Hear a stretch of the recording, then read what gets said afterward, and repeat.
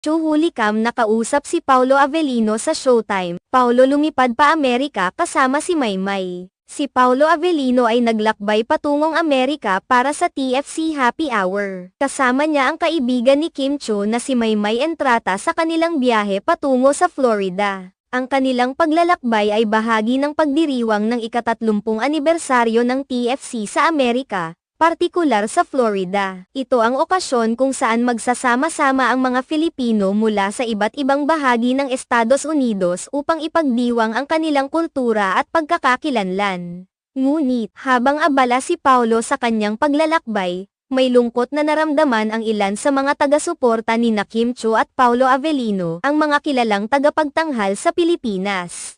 Ang kanilang mga fans ay nagpahayag ng kanilang pagkalungkot dahil magkakahiwalay sila sa mga mahahalagang okasyon. Sa likod ng mga pagdiriwang sa Amerika, mayroon din